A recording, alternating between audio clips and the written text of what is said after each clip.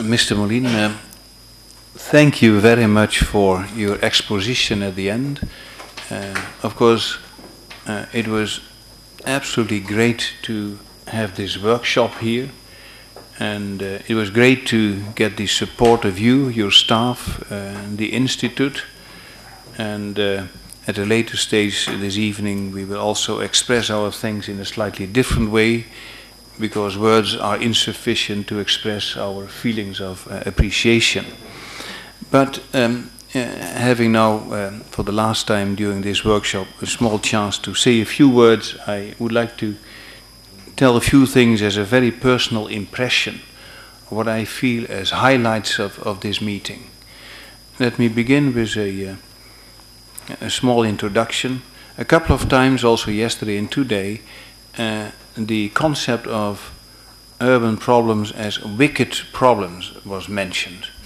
Now, the concept of wicked problems was mainly introduced by Horst Rittel, a German political scientist, later on moved to the United States.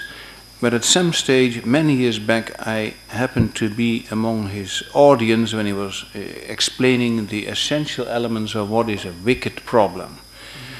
And being a young and undiplomatic person, at the end of his speech, I was invited to make a comment, and I said, I think, Horst, your analysis is somewhat wicked.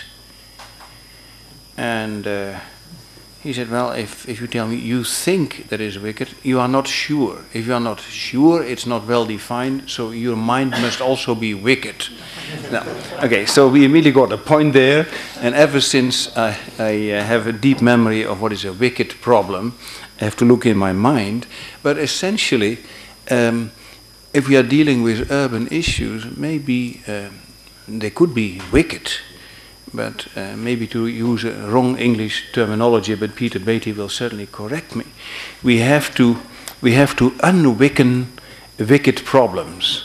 You can certainly provide maybe with a better term, but to unwicken wicked problems. So that maybe is our task as scientists, to look carefully into all the complexity and the dynamics and the policy issues of urban issues. Normally, when I attend a meeting or a workshop, I always ask myself, did I get something new? And even though many of us, and also myself, have been working in the urban area for quite some time, there were various new elements which were put on the table as new issues and important issues to be considered. And I mentioned just a few of them which I personally found very interesting, which sometimes you might be inclined to forget in your research and in your daily activities. First, the city, or maybe in general, we could talk about human settlements, as the home of man, where people should feel home, where people should have their living, some sort of a reinforcement of the importance, not only as the city as an administrative unit, but much more the neighborhood. And the neighborhood can be small, can be the world, but some sort of a recognition and a reappreciation of the importance of neighborhoods. These could even include virtual neighborhoods, perhaps, but they are important because that's the way for people to express their self-identity. And we have seen magnificent examples in our debates, and that's important. So I guess increasingly we recognize that the city, the settlement, the home of man is not necessarily the place, but it's more the functionality of a certain living which is important, including all the interactions. And sometimes that might lead to maybe even phantom cities or mobile cities. We have seen also here in some of the new towns, houses sold but still empty.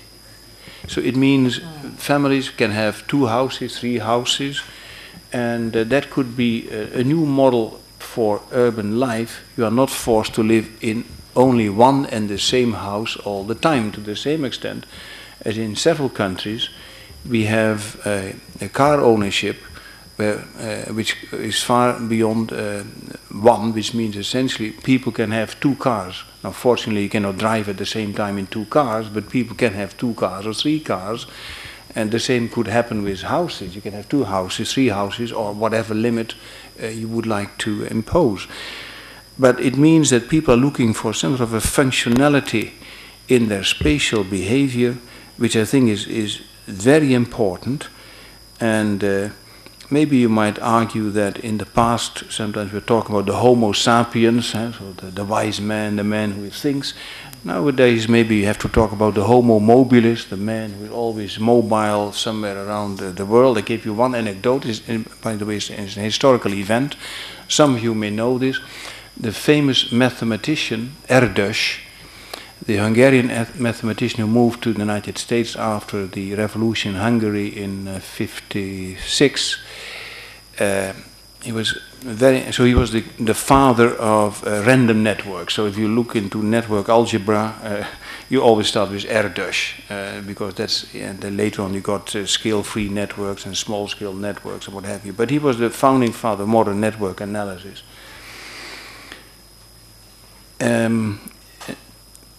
The end of his life was strange. He was so popular, he was always asked to give a speech somewhere in the world. And he was always traveling from one place to the other one. Some 5 years back, he suddenly passed away when he was in Korea. And then, of course, they had to find his home. He had no home.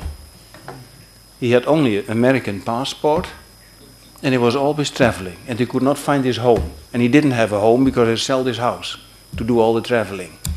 And he was always traveling. And so there was a big confusion on what to do if a person passes in a country who has no home. Right?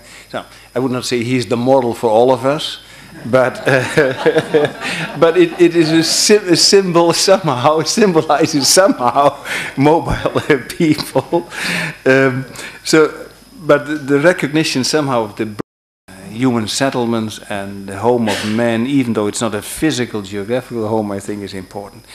A second element which I think is also important, and which was emphasized and came up also from various studies on the Moroccan side, is the absolute importance of social and demographic dynamics. Not only in the traditional sense of people moving from A to B, etc., but also in a qualitative sense in relation to skills, in relation to economic position, in relation to poverty. So rather than looking into absolute numbers of people who have to be allocated somewhere in space, we are looking much more into the heterogeneity of the demand on the housing market side. And that, I think, was very important, and also very much reflected in the type of town planning which apparently has been established here in this country. And I found this very, very interesting. A third element which I found also interesting is the way we have tried to look into urban policy and planning. Sometimes, of course, in an ideal, typical society, you would like to have some sort of a command and control system, so things would be much easier. But increasingly we have realized that not only people make failures, but also government make failures. And the question is always whether the failures of people are worse or better than the failures of governments. That has led to all kinds of shifts in government intervention and different views on the span of control of planning and policy making. But different types of interactive planning increasingly have come to the fore, and I think this was an important recognition. Also looking to the Moroccan experiments, I can tell you they will always be dynamic, they will never be crafted in stone forever, because policy is a reflection on and a response to societal needs, and people are changing, governments are changing, and views on society are changing. So there are quite a whole series of interesting challenges which have to be addressed to the benefit of our future society. Did I miss a few things? Yes, of course. Even in 2 days very intensive and extremely interesting discussions, I still think there is scope for further reflection and analysis. I mention also 3 points here. First, the role of culture in spatial development and in urbanization patterns, in my view, deserves quite some more attention in the future. In Western Europe, we have had quite a lot of interest in the past, starting with the German philosopher Max Weber, for instance, on the impact of religion, etc., on economic prosperity of different countries and regions.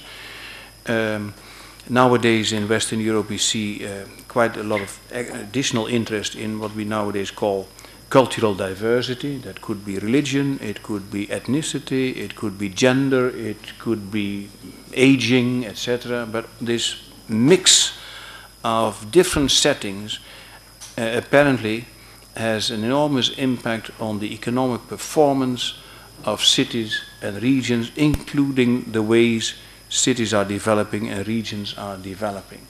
That has led also to quite some interesting econometric and statistical analysis, etc., empirically verified.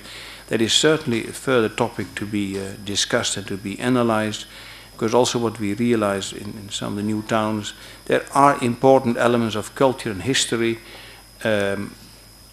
which are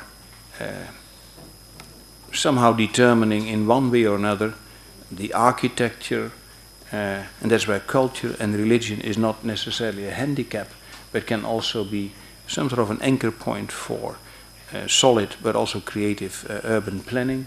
So these are issues which, in my view, would certainly deserve quite some attention. I would also argue that modern technology is going, in the long run, as a structural shaping factor, is going to play a more important role than perhaps we could anticipate at this moment. It's not only ICT, it's not only social media, it's also biotechnology, it's nanotechnology, not only in the construction sector and the architectural sector in the city itself and human behavior, but also in agriculture. If agriculture is subjected to all kinds of new modern technologies, you can be absolutely sure that many people will be driven out of the agricultural sector. We have seen all over Europe agricultural sectors in the past occupied some 40 to 50% of the total labor force. In most of the countries nowadays is 3 to 4%, and that's still sufficient to produce enough agricultural products. That has led to an enormous influx of people into cities. That type of technological development on the agricultural side immediately will have an impact also on the degree of urbanization in this country, and you can be sure that modern technology will go through